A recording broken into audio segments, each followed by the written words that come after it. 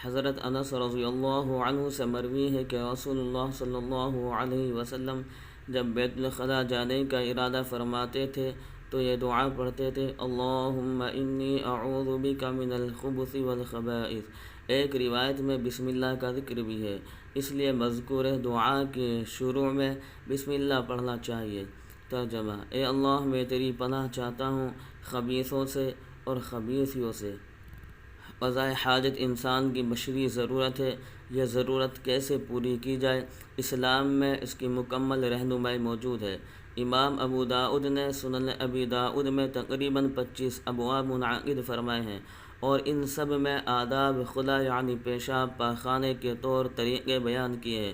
ہماری شریعت کتنی جامع اور مکمل ہے کہ اس میں استنجا جیسی معمولی چیز کے لیے بھی تفصیل سے آداب ہیں، اور اسی لیے اسلام کو دین فطرت بھی کہا جاتا ہے۔ حضرت سلمان فارسی رضی اللہ عنہ کا بیان ہے کہ بعض مشرکین کی طرف سے استہزاء اور طنز کے طور پر ان سے کہا گیا کہ تمہارے پیغمبر نے تم لوگوں کو ساری باتیں سکھائی ہیں، یہاں تک کہ پاخانہ کرنے کا طریقہ بھی۔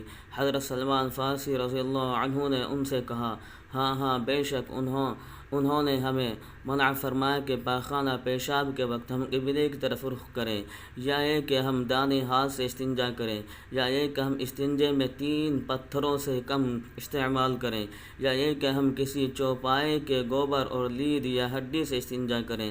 اس سے دعا کرنا بھی ادبی کے بات ہوگی۔ اس لیے رسول اللہ صلی اللہ علیہ وسلم نے ہدایت فرمائی کہ جب کوئی بندہ قضاء حاجت کو جائے تو مشغول ہونے سے پہلے مذکور دعا پڑھے۔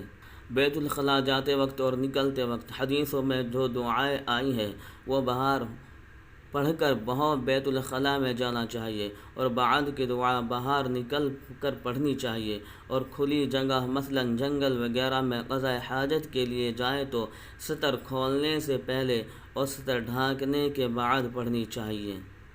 اگر کوئی شخص باہر دعا پڑھنا بھول جائے اور اندر جانے کے بعد یاد آئے تو اگر بیت الخلاء صاف ستھرا ہے جیسے فلش جہاں بالفعل گندگی نہیں ہوتی تو وہ جنگل کے حکم میں ہے، ستر کھولنے سے پہلے دعا پڑھ سکتا ہے، اور بعد کی دعا باہر نکل کر پڑھنی چاہیے، کیونکہ استنجے کے بعد بیت الخلاء میں بدبو ہوگی۔ اگر بیت الخلاء میں بالفعل گندگی ہو یا صفائی نہ ہونے کی وجہ سے بدبو ہو تو دعا دل میں پڑھے، زبان سے نہ پڑھے، کیونکہ گندگی اور بدبو کے قریب اللہ کا ذکر کرنا مکروہ ہے۔ ایسا واش روم جس میں کموڈ، واش بیسن اور غسل ٹب ایک جگہ پر ہوں تو یہ بیت الخلاء کے حکم میں ہے۔ ایسے واش روم میں داخل ہونے سے پہلے دعا پڑھنی چاہیے، اور قضاء حاجت سے فارغ ہونے کے بعد اگر وضو کرنا ہے تو وضو کی ابتدا اور درمیان کی دعائیں دل میں پڑھیں، زبان سے کچھ نہ پڑھیں، اور باہر نکل کر بیت الخلاء سے نکلنے اور وضو کے بعد کی دعائیں پڑھیں۔ البتہ اگر واش روم میں ڈھکن والا کموڈ لگا ہوا ہے اور وہ بند بھی ہے اور صفائی کا بھی خوب اہتمام کیا ہوا ہو تو پھر بوقت وضو دعائیں زبان سے پڑھ سکتے ہیں۔ قضاء حاجت کے وقت اس طرح بیٹھنا چاہیے کہ قبلے کی طرف نہ منہ ہو اور نہ پیٹھ، ورنہ قبلے کا تقدس پامال ہوگا۔ استنجے کی جو دعائیں منقول ہیں وہ چھوٹے بڑے دونوں استنجوں کے لیے عام ہیں۔ لوگ بڑے استنجے میں ان کا اہتمام کرتے ہیں مگر چھوٹے استنجے کے وقت ان دعاؤں کا اہتمام نہیں کرتے، یہ ٹھیک نہیں، بلکہ دونوں صورتوں میں پڑھنا چاہیے، کیونکہ ستر دونوں استنجوں میں کھلتا ہے۔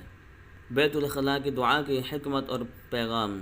نمبر 1، جنات ہم کو دیکھتے ہیں اگرچہ ہم ان کو نہیں دیکھتے، اور جب شرارت کا کوئی موقع آتا ہے تو اس کو شیاطین ہاتھ سے نہیں جانے دیتے۔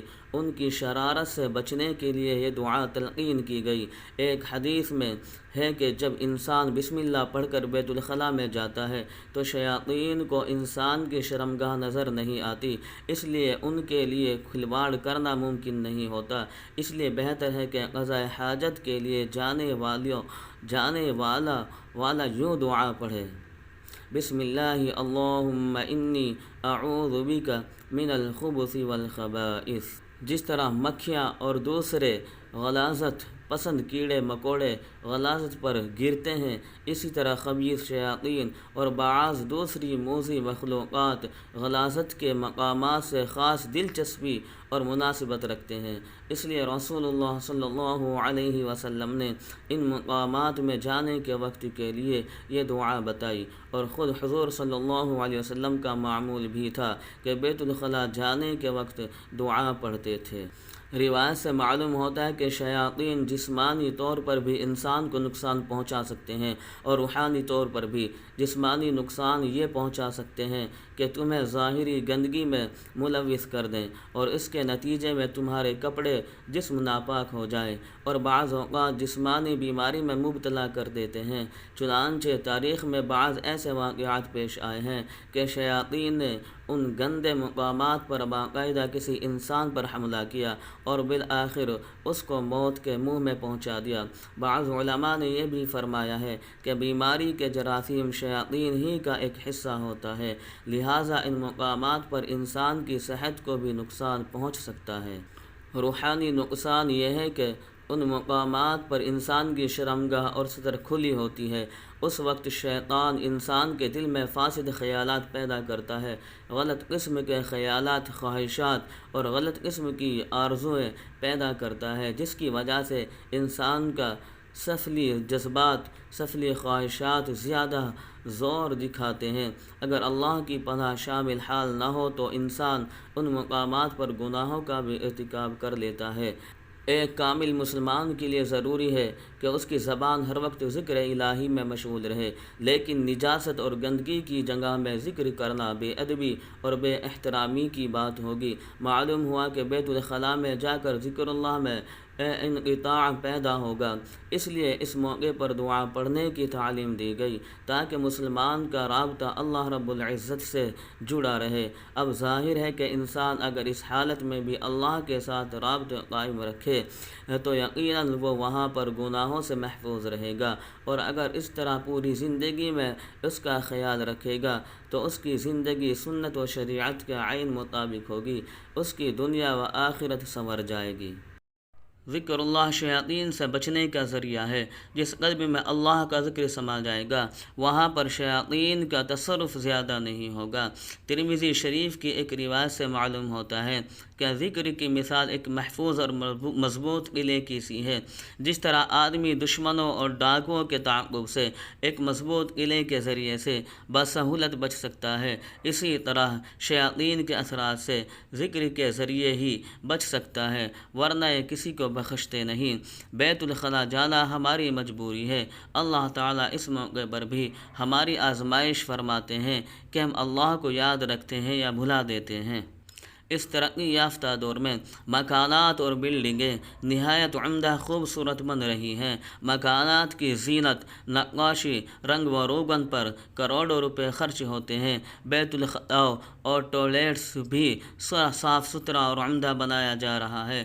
اسلام اس سے منع نہیں کرتا، لیکن تعمیر و ترقی کے اس دور میں مسلمانوں کی زندگیوں سے مذکورہ دعا غائب ہو گئی۔ نوجوانوں اور عورتوں کا بہت بڑا طبقہ اس دعا سے غافل ہے۔ ضرورت اس بات کی ہے کہ ہم تمام مسلمان اس دعا کا اہتمام کریں اور دعا پڑھتے وقت اس دعا کی حکمت اور پیغام کو ذہنوں میں مستحضر رکھیں۔ زندگی سکون سے گزرے گی، کیونکہ اصل سکون و اطمینان اللہ کا ذکر اور رسول اللہ صلی اللہ علیہ وسلم کی سنتوں کی پیروی میں مضمر ہے۔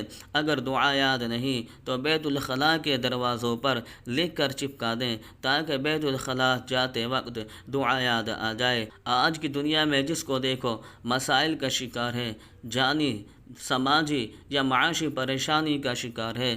سکون نام کی چیز ہماری زندگی سے نہ جانے کہاں چلی گئی۔ وجہ کیا ہے؟ آخر ہم جو نبی صلی اللہ علیہ وسلم کی امتی ہیں اتنے مصائب میں گھرے ہوئے ہیں۔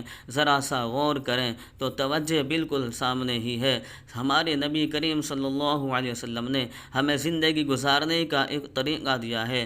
ہم اگر زندگی کے ہر قدم پر نبی کریم صلی اللہ علیہ وسلم کی سنتوں کا اہتمام کریں ہیں تو بڑی بڑی پریشانیوں سے بچ سکتے ہیں۔ انسان کی 90% روحانی اور 50% جسمانی بیماریوں کا تعلق صرف بیت الخلاء یعنی واش روم سے ہے۔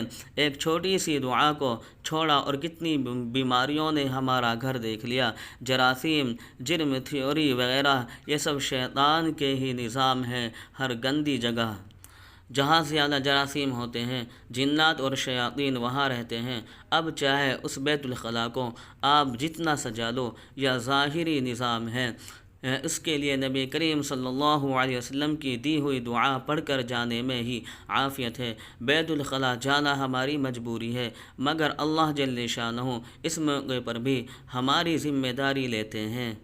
اعوذ بک کا مطلب ہے پناہ میں آتا ہوں، یعنی اللہ کے سپرد اپنے آپ کو کرتا ہوں۔ اب جب بندہ اللہ کے سپرد اپنے آپ کو کر دے تو اللہ پاک سے بڑا محافظ بھلا کون ہے۔ ہم نے بیت الخلاء کو ٹائلوں سے مزین کر لیا اور پہلو میں سجا لیا اور بے فکر ہو گئے۔ یہاں کچھ لوگوں نے تو مغرب کی اندھی تقلید میں بیت الخلاء کو آرام گاہ بنا ڈالا۔